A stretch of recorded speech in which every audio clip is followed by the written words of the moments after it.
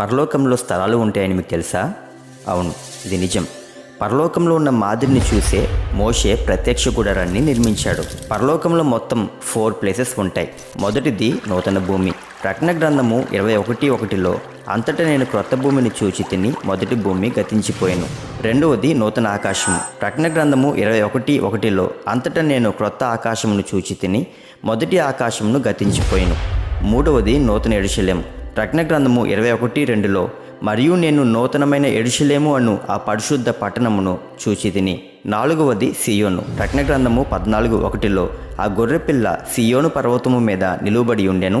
ఆయన నామమును ఆయన తండ్రి నామమును నొసళ్ళ యందు లిఖింపబడి ఉన్న 144,000 మంది ఆయనతో కూడా ఉండిరి. ప్రత్యక్ష గుడారము వల్లనే పరలోకంలో కూడా 3 ప్లేసెస్ ఉంటాయి. కానీ నూతన యెరూషలేము, సియోను కలిసే ఉంటాయి. వీటిలో మీకు ఏ ప్లేస్కి వెళ్ళాలని ఉందో కామెంట్ చేయండి.